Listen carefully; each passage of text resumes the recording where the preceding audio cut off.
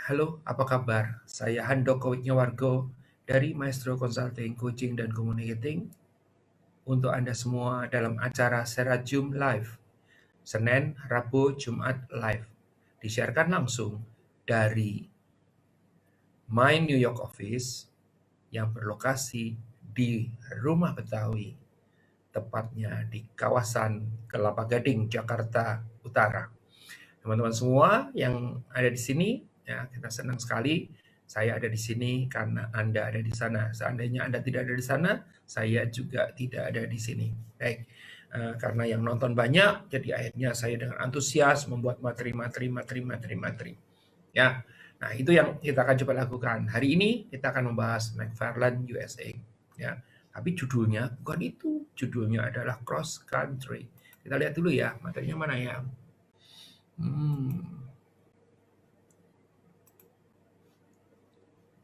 Oke.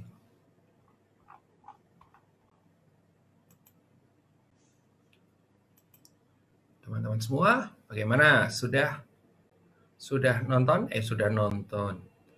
Ya, sudah terlihat gambarnya? Ya, bagi di Instagram, Anda tidak bisa melihat gambarnya. Serajum live, ya.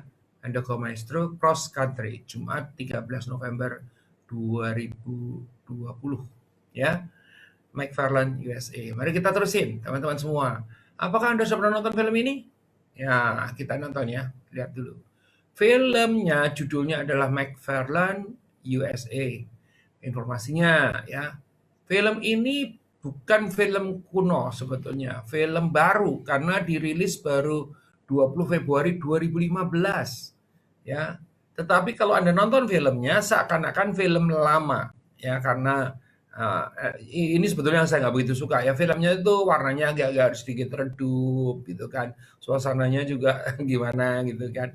Tetapi sebagai sebuah cerita, sebagai sebuah film based on true story, film ini inspiring ya. Di tempat kami memang tidak biasanya kalau yang agak-agak sedikit redup tidak dibangun sebagai materi pokok yang besar, tetapi dipakai untuk menginspirasi. Gimana caranya?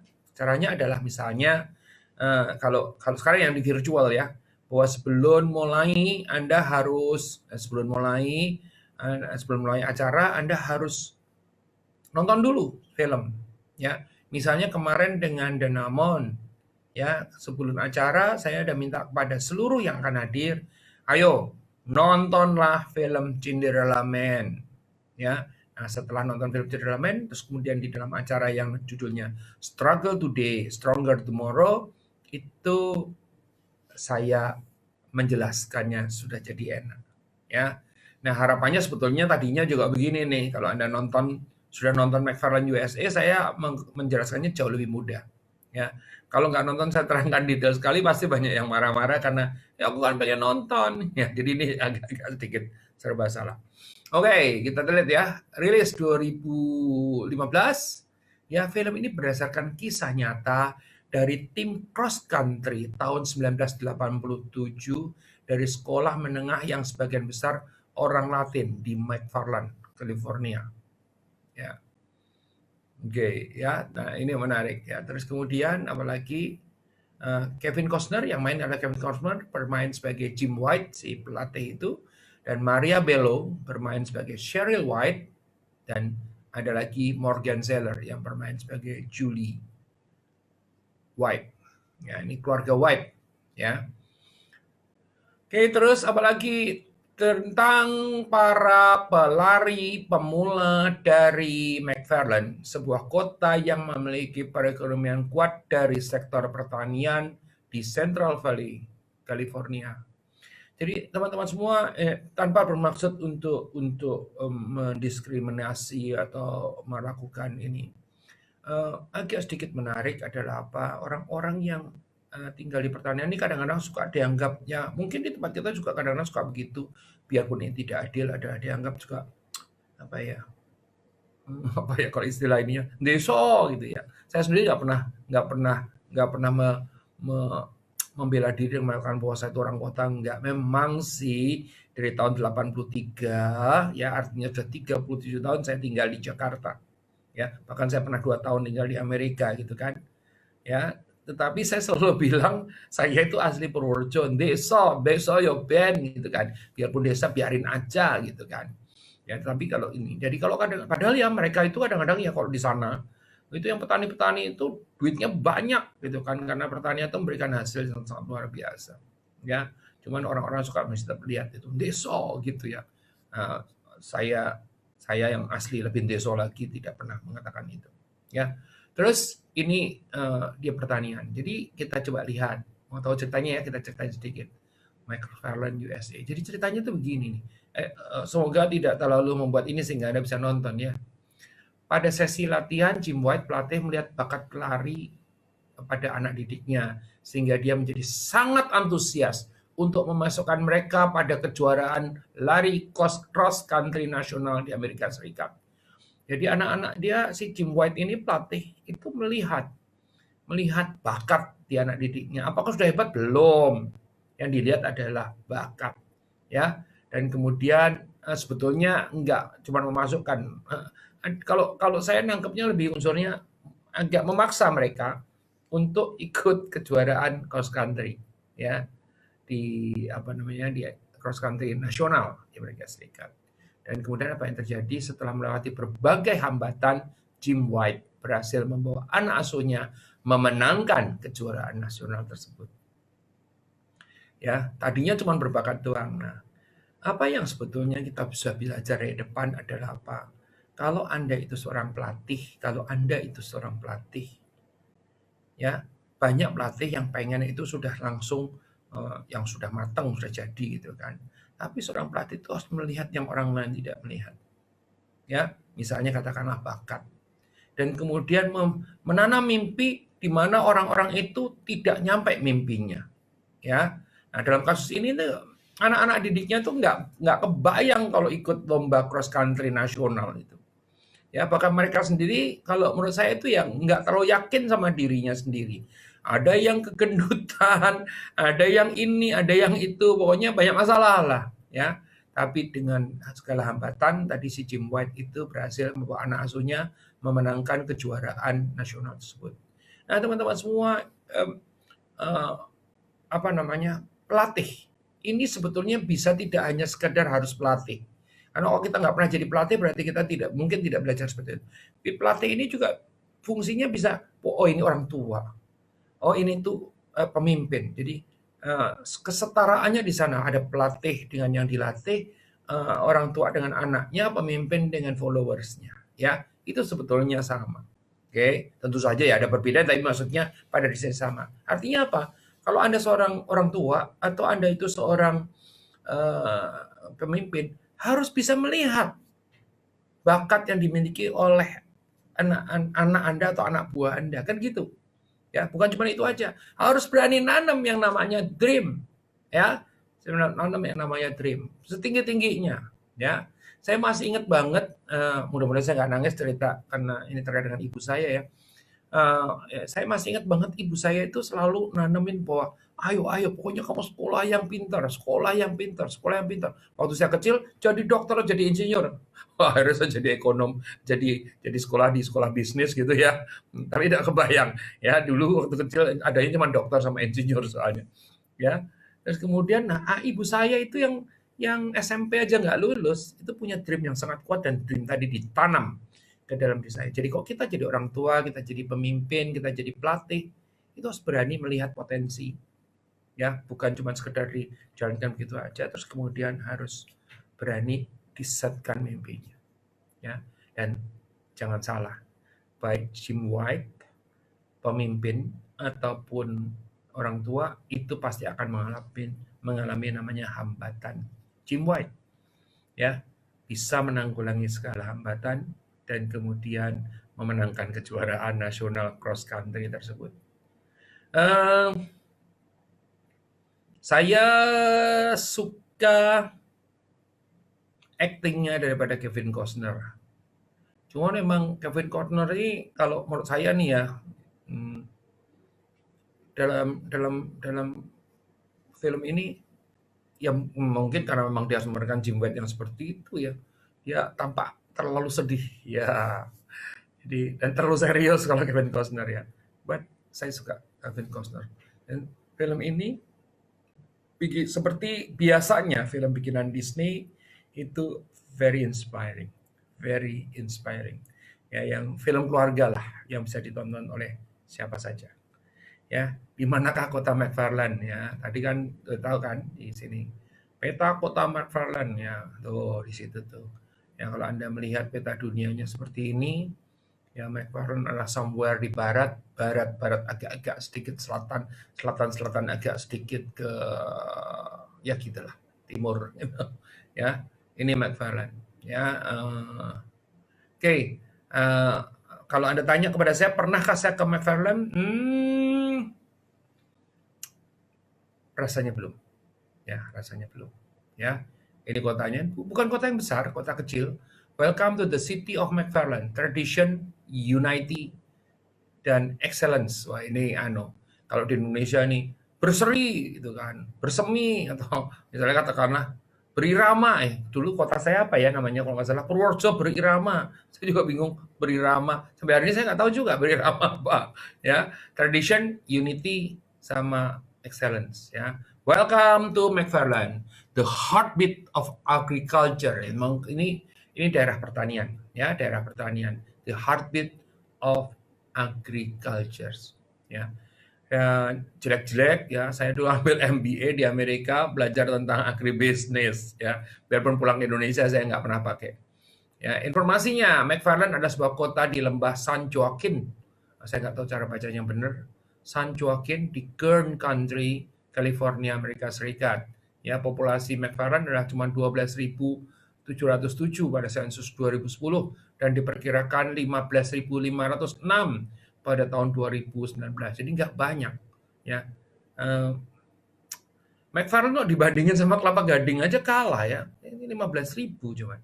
Ya kalau kita bicara Kelapa Gading, daerah tempat saya itu, waduh, jangan-jangan cuma 1 RW atau 2 RW nih. Itu aja enggak ya, terlalu berlebihan. Ya, saya masih ingat di RW saya itu kira-kira sekitar 350-an kakak. Ya di RW sebelah itu 450-an kakak, sekitar 800-an kira-kira ya, kalau dikali 30 ya 3 orang ya, 3 orang ya 800, 2.400, 2.500 lah kira-kira. Ya, padahal itu 15.000 dalam satu kota. Ini Kelapa Gading 62 RW. Ya, menurut Biro Sensus Amerika, kota ini memiliki area seluas 5,4 ya seluruhnya. Yang nggak gede, kecil McFarlane itu. Ya, behind the scene-nya nih kayak bener nggak sih ini based on true story? Bener banget. Ya kita lihat ya. Kita lihat. Ini dia. Ini si ini coach siapa tadi? White. Ya, James White. Saya suka ketukar si coach White ini dengan coach White-nya. Kalau Anda nonton film Coach Carter ya, coach yang digantikan oleh Coach Carter adalah Coach White juga ya. Ini James White. Terus lahir pelatih atletik Amerika, mantan pelatih cross country sekolah menengah McFarlane High School dari tahun 1987 sampai 2003. Jadi pada saat si James White ini akhirnya punya ide terus kemudian mendaftarkan itu adalah pertama kali. Jadi ada apa ya? Kalau Anda nonton filmnya ketahuan banget gitu ya.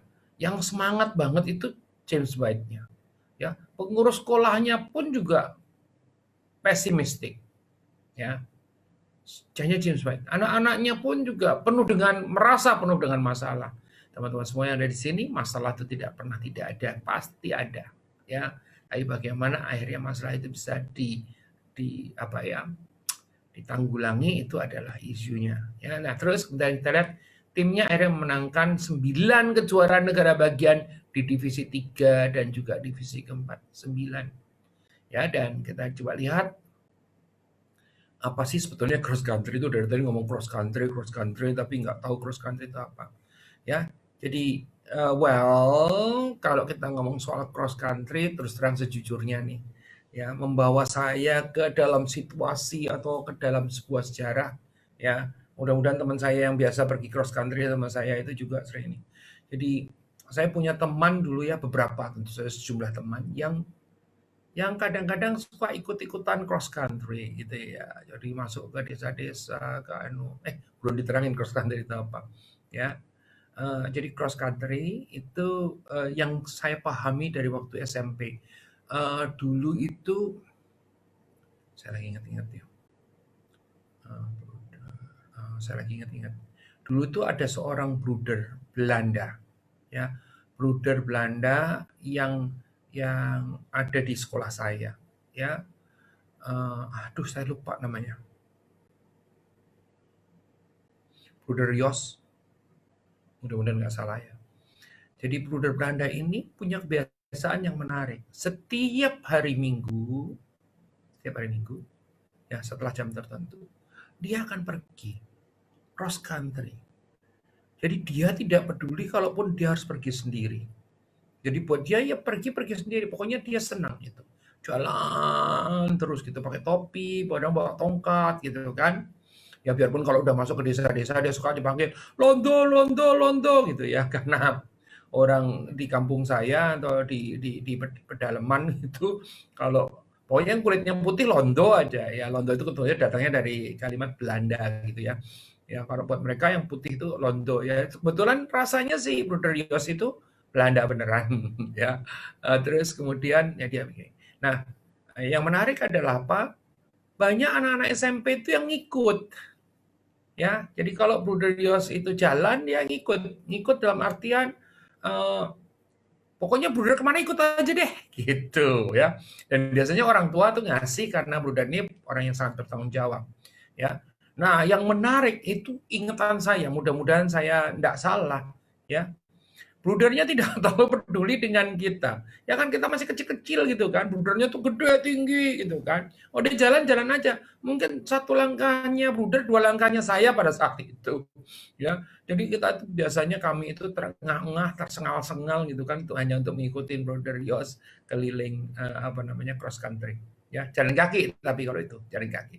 Ya, but I learned a lot. Ya, dari situ saya belajar banyak. Terus kemudian ada teman-teman saya, salah satunya biasanya suka ada nongol nih tapi nggak nongol, ada namanya Novo Santoso, itu juga suka kalau itu kita suka punya rute sendiri cross country ya. Cross country bisa jalan, bisa lari, bisa juga naik sepeda ya. Dan kalau dengan Novo itu sahabat saya dari kecil ya, temannya Beni Suprani juga tadi, itu naik sepeda. Dan kita punya pengalaman yang nggak sedikit norak adalah apa, suatu hari, dua kali, suatu hari kita naik sepeda, terus kemudian terjadi masalah gitu kan. Yang masalah yang paling luar biasa adalah kita naik sepeda di pesawahan dan kemudian nggak tahu gimana kita akhirnya nyungsep dengan muka masuk ke dalam sawah. Itu cross country ya. Jadi saya nggak mau menceritakan itu, saya mau menceritakan McFarland kembali. Oke. Kita nonton lagi ya McFarland. Ya, apa yang dimaksud dengan cross country gitu kan? Apa yang dimaksud dengan cross country? Jadi secara umum cross country adalah olahraga berlari, berkuda, bermain ski. Kok nggak ada bersepeda ini? Yang melintasi pedesaan terbuka di sepanjang jalan raya atau di sekitar jalur lari. Ya, jadi harusnya ada bersepeda juga ya bagian daripada cross country. Ya, karena yang penting dia tidak di track, berlari, berkuda atau bermain ski. Ya ini cross country. Ya ini definisi bule ini. Ya, keluarnya dari Collins Dictionary. Ya, oke, baik. Seperti biasa, ya, kok tadi sebagian saya udah cerita tentang apa yang saya belajar dari McFarland, terus kemudian saya minta Maestro Angels yang bertanggung jawab di bidang research, meresearch materi, ya. Jadi research materi itu untuk coba deh apa sih lesson learn-nya daripada film McFarland ini. Ya, kita akan coba nonton, ya. Life lesson from the McFarland USA movie. Ya, ini ada narasumbernya. Ya, Anda bisa nyari banyak kok sebetulnya. Ya, yang namanya life lesson itu banyak. Ya, di mana biasanya di dalam acara ini saya memilih satu set. Kali ini ada 7. Ya, kali ini ada 7. Kok saya tahunya kok 7? Iya, karena saya akan mesti baca dulu sebenarnya. Ya. Nah, teman-teman semua, bagi yang Anda sudah nonton McFarland, that's great. Ya, bagi yang belum nonton, it's a good movie untuk ditonton. Kalaupun Anda harus nonton bersama dengan keluarga, nanti kita akan belajar sebetulnya. Apa sih yang kita belajar dari McFarlane? Sekali lagi saya mau cerita sedikit adalah bahwa yang menarik dari film-film dari Amerika itu adalah, ya kita gampangnya film-film Hollywood gitu ya. Padahal tidak semua film dari Hollywood juga. Itu adalah bahwa bahkan sebuah peristiwa kecil pun bisa dijadikan sebuah film yang menarik. Ya, termasuk ini, McFarlane itu kan kotanya kecil dan apa dan sebagainya, akhirnya bisa menjadi film yang menarik. Ya, dan dibintangi oleh bintang-bintang top. Tadi saya nyebut tentang Coach Carter. Coach Carter itu cuma kejadian di sebuah kota yang namanya Richmond, tentang sebuah SMA yang tadinya parah, payah gitu kan, terus kemudian datang pelatih namanya Ken Ray Carter dan kemudian akhirnya ditanamkan nilai-nilai dengan mimpi-mimpi, akhirnya mereka bisa luar biasa. Ya, McFarlane juga more or less seperti itu. Jadi kita lihat ya, life lesson McFarlane berdasarkan hasil research. Nanti di bagian belakang saya akan cerita lesson. Tadi sudah ya. Tadi sudah. Bagaimana kalau misalnya Anda itu menjadi orang tua. Anda tuh ya pelatih itu setara dengan orang tua, setara dengan pemimpin. Harus bisa melihat bakat daripada anak kita. Anak buah kita. Atau yang kita latih. Ya, harus bisa melihat bakat. Kalau kita pengennya dia langsung jadi, ya namanya bukan pelatih sebetulnya. Ya. Anda cuman ini apa namanya penangkar, bukan penangkar apa namanya penggemuk gitu kan. Yang nangkarin orang lain yang gemukin Anda. Ya, dia harus melihat bakatnya. Ya, kalau nonton film McFarlane, bener-bener aduh penuh dengan masalah deh yang namanya si Coach White itu. Bener-bener penuh dengan masalah. Ya, masalah dengan dirinya sendiri yang tidak kerasan di kota itu. Ya, masalah dengan anak-anaknya yang well to some extent semua maunya sendiri gitu ya.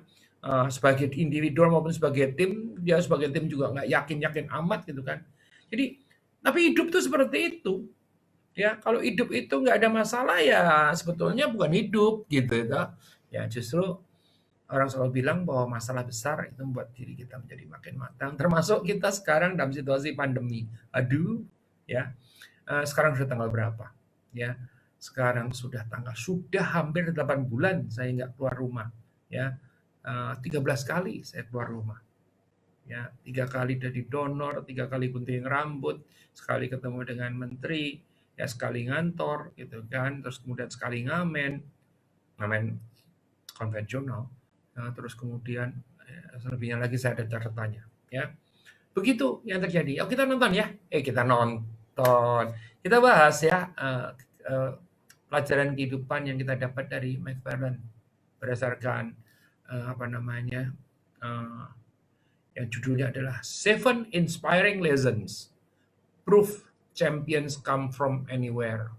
Jadi 7 pelajaran yang inspiratif yang membuktikan bahwa yang namanya juara itu bisa datang dari mana saja.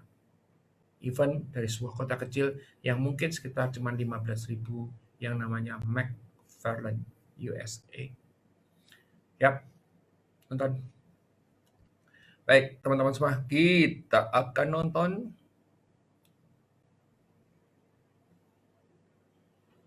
Siap ya. Kok nonton, membahas, lupa. Ya, ini filmnya dari fotonya adalah foto asli karena ini kan terjadinya belum lama nih 87 jadi fotonya udah bagus. Don't judge the inside by the outside. Ini kalau bahasa yang normalnya don't judge the book by its cover gitu ya. Jadi jangan pernah ya menghakimi sesuatu yang di dalam dari sesuatu yang terlihat. Ya, ini jangan pernah melihat buku semata-mata cuma dari covernya saja, gitu kan. Biarpun cover buku juga penting, tetapi bukan itu semata-mata, ya. Jika menilai tanpa pengetahuan, hal itu bisa menyesatkan, terutama jika menyangkut orang. Ya, karena orang itu bukan cuma sekedar covernya doang, ya, tetapi sebuah pribadi yang unik. Apa yang mungkin Anda asumsikan berdasarkan penampilan dan rumor bisa jadi alasan utama Anda melewatkan untuk mengenal orang yang luar biasa. Ya tadi sudah sampaikan kan. Jadi kadang-kadang kita cuma lihat ya bentuknya cuma begitu pasti nggak ada apa-apanya deh gitu kan. Ternyata di dalamnya ada demikian banyak potensi dan potensi itu besar. Ya, kalau Anda nonton filmnya ini yang struggling tadi saya bicara itu adalah Coach White. Ya, bagaimana dia juga berusaha dia berusaha menanamkan visi, mimpi, dan sekaligus juga mewujudkan mimpinya sendiri. Ya, itu nomor satu. Don't judge the inside by the outside. Ya, ini setara dengan don't judge the book by its cover. Kan gitu ya kira-kira ya. Jangan pernah mengadili atau mengambil kesimpulan tentang buku hanya dari eh, apa covernya doang. Ya. Nomor dua, ini juga masih dengan gambar sama. Ya, don't take everything at face value. Jangan pernah menganggap segala sesuatunya itu hanya di nilai permukaannya saja. Ya, ada nilai-nilai lain.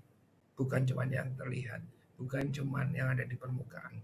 Ya, kita lihat seperti di film ini, mereka mungkin tinggal di daerah kumuh, tetapi orang-orangnya luar biasa dan akhirnya dianggap sebagai keluarga besar. Awalnya keluarga Jim White pun sempat mau pergi, tetapi pada akhirnya keluarga ini tetap tinggal. Jadi dia pun juga sempat, aduh kayaknya nggak cocok nih di sini, aduh kayaknya ya adalah seperti itu. Dan itu kejadian-kejadian biasa pada saat kita itu pindah. Don't take everything at face value. Jangan pernah menerima segala sesuatunya itu hanya di nilai-nilai yang tampak terlihat saja. Ya. Nomor tiga. Ini timnya ya. McFarland High School 1987 State Champions. Jadi setelah dilatih dia menjadi juara.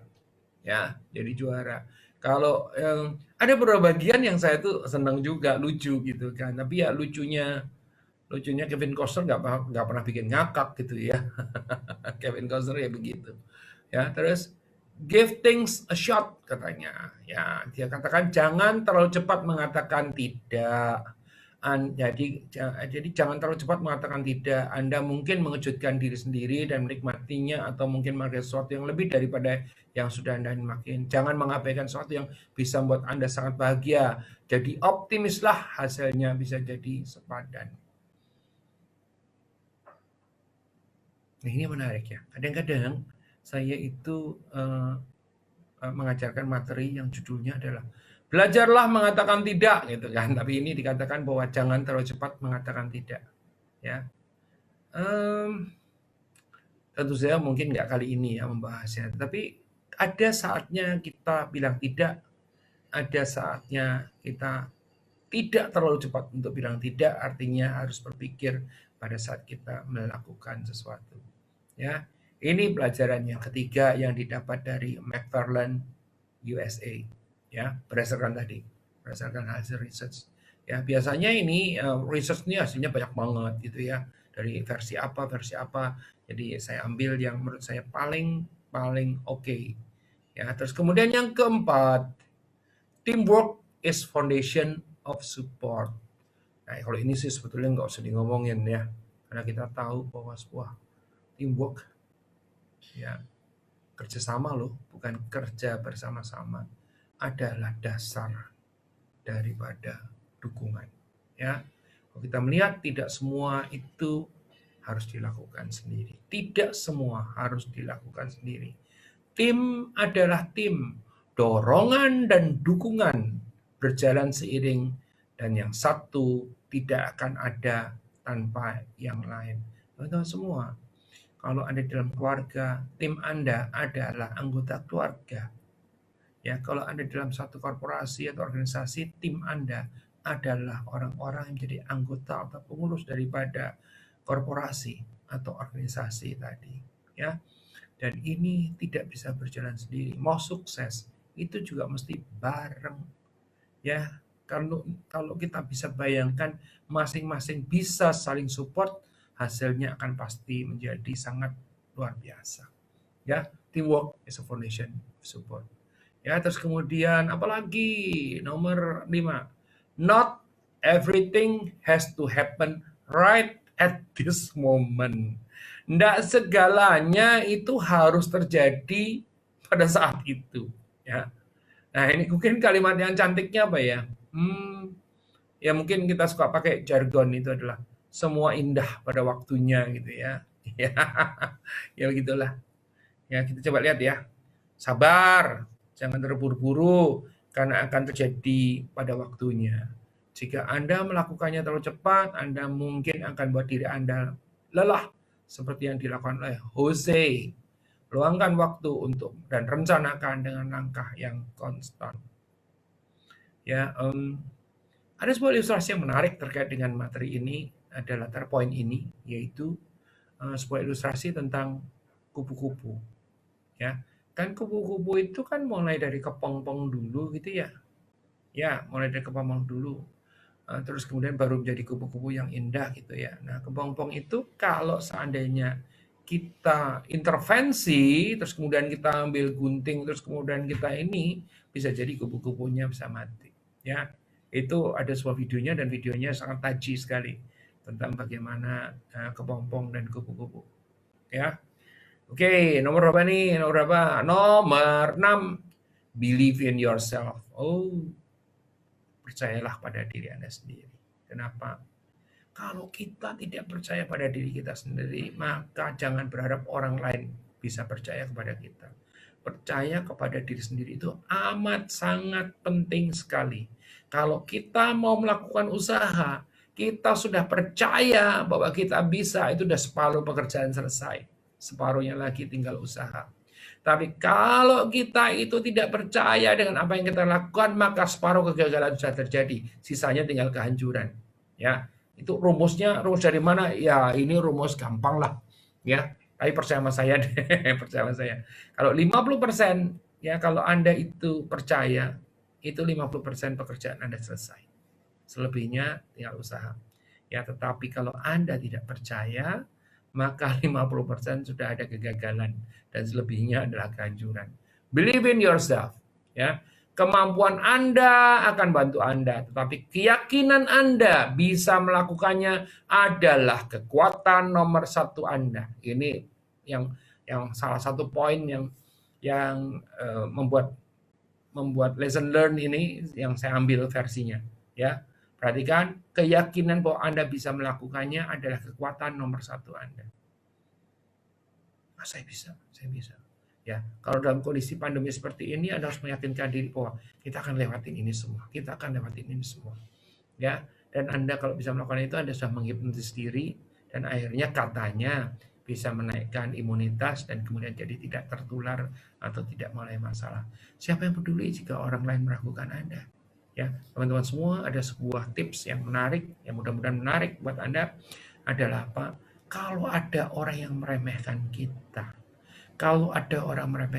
kita harus membuat itu menjadi terbalik. Dalam artian apa? Bukan kita meremehkan orang lain lagi, tetapi jadikanlah itu sebagai sumber kekuatan untuk maju.